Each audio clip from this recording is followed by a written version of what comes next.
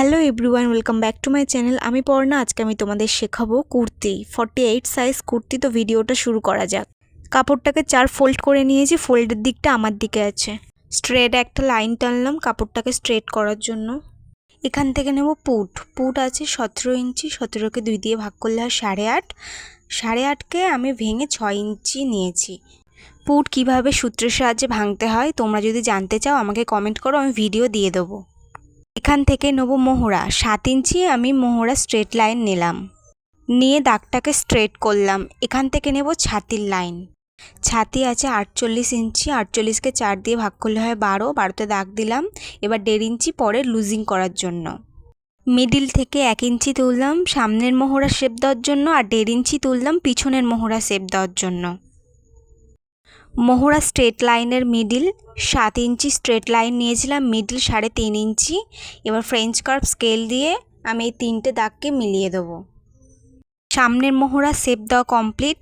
এবার same to সেমভাবে পিছনের মোহরারও শেপ দিয়ে দেব। এখান থেকে নেব গলার চওড়া, 2.5 ইঞ্চি গলার চওড়া নিলাম। 2 সুত শোল্ডার ডাউন করলাম, দিয়ে দাগটাকে মিলিয়ে দিলাম। মোহরা শেপ দেওয়ার পর তোমরা কিন্তু অবশ্যই মোহরার মেজারমেন্টটা মিলিয়ে নিও যে তোমাদের মেজারমেন্টের সাথে ম্যাচ হচ্ছে কিনা। উপর থেকে নেব কোমরের ঝুল। আমি নিলাম 15.5 ইঞ্চি ঝুল, নিয়ে দাগটাকে স্ট্রেট করে নিলাম। কোমর আছে 45 ইঞ্চি, 45 ইঞ্চিকে 4 দিয়ে ভাগ করলাম, করে 11 ইঞ্চি 2 সুত দাগ দিলাম। 1.5 ইঞ্চি নিলাম পরে লুজিং করার জন্য। ছাতির লাইন আর কোমরের লাইন, এই দুটো লাইনকে স্ট্রেট লাইন টেনে দিলাম। এবার নেব গলার ঝুল। গলার ঝুল আছে 6.5 ইঞ্চি, হাফ ইঞ্চি প্লাস করে 7 ইঞ্চিতে দাগ দিলাম। নিচের চওড়া নিলাম 3 ইঞ্চি, নিয়ে বক্স করে নিলাম।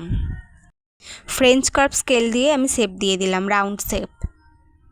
এখান থেকে নিলাম পাছার লম্বা, 21.5 ইঞ্চি পাছার লম্বা নিয়ে নিলাম, নিয়ে দাগটাকে স্ট্রেট করলাম।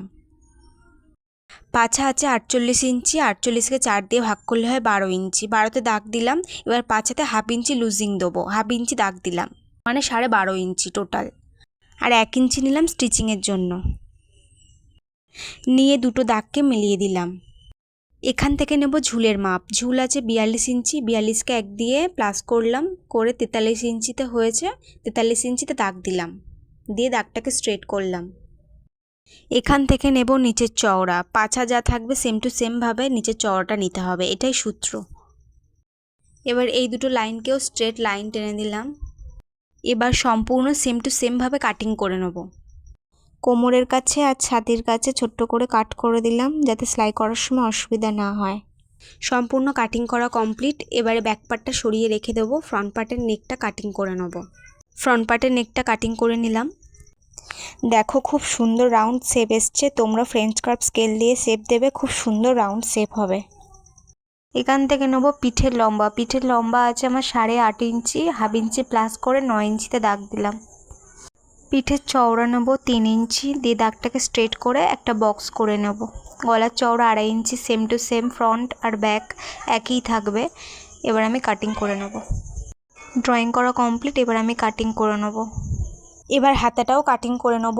ওই জন্য কাপড়টা 4 ফোল্ড করে নিয়েছি, ফোল্ডের সাইডটা আমার দিকে আছে। কাপড়টাকে স্ট্রেট করার জন্য স্ট্রেট লাইন টেনে দিলাম, এখান থেকেই ড্রয়িং শুরু হবে। এখান থেকে নেব হাতার ঝুল। হাতার ঝুল আছে 16 ইঞ্চি, 1 ইঞ্চি প্লাস করে 17 ইঞ্চিতে দাগ দিলাম, দিয়ে দাগটাকে স্ট্রেট করে নিলাম। ওপর থেকে 2 ইঞ্চিতে দাগ দিলাম, 4 ইঞ্চিতে ডাউন করলাম। যেহেতু এটা 48 ছাতি, একটু হেভি ছাতি, তোমাদের যদি ছাতি কম হয় তো ছাতি অনুযায়ী 3 ইঞ্চি কি 3.5 ইঞ্চি ডাউন করলে পারফেক্ট। দিয়ে দাগটাকে স্ট্রেট করলাম। এখান থেকে নেব মোহরার হাফ। তোমাদের মোহরা যা আছে 2 দিয়ে ভাগ করে যেই মেজারমেন্টেই পাবে এখানে দাগ দেবে। আমার মোহরা ছিল 22 ইঞ্চি, 22কে 2 দিয়ে ভাগ করলে হয় 11 ইঞ্চি, সেম টু সেমভাবে দাগ দিলাম 11তে। এবার 11 থেকে মিডিলে দাগ দিলাম, ওপর থেকে 11 মিডলে দাগ দিলাম। এবার মিডিলেরও মিডিলে দাগ দিলাম। তোমরা যদি হাতের শেপ না পারো তো এরমভাবে শেপ দেবে, খুব সুন্দর হয়। এই 3টে শেপকে তোমরা ডট ডট করে আস্তে আস্তে হালকা হাতে মিলিয়ে দেবে। আমার হাতার শেপ দেওয়া কমপ্লিট। যেহেতু আমার এখানে হাতার কাপড়টা একটু কম আছে তো আমি জোড়া লাগাবো, ওই জন্য আমি সাইডে দাগ দিয়ে দিলাম। নিচ থেকে নেব মুহুরির মেজারমেন্ট। মুহুরি আছে 6 ইঞ্চি, 6 ইঞ্চিতে দাগ দিলাম, আর 1.5 ইঞ্চি এক্সট্রা নিলাম পরবর্তীকালে লুজিং করার জন্য। এই দুটো দাগকে ওপরের দাগের সাথে মিলিয়ে দেব। কাটিং করে নেব। নিচের মুহুরির পাটটা কাটিং করে নিলাম, আর যে কাপড়টা বেরিয়েছে সেটা আমি সাইডে দিয়ে দেবো।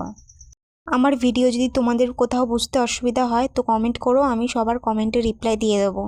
সাইডে কাপড়টা দিয়ে আমি কাপড়ের ওপরে হালকাভাবে ড্রয়িং করে নিয়েছি সেম টু সেমভাবে। এবার শেপটা কাটিং করে নেব। পরে সেলাই করার সময় এই সাইডে যে এক্সট্রা কাপড়টা আছে সেটা আমি জুড়ে নেব। আমার ভিডিও যদি তোমাদের ভালো লাগে তাহলে like, comment, share and subscribe করতে কিন্তু ভুলো না। বাই।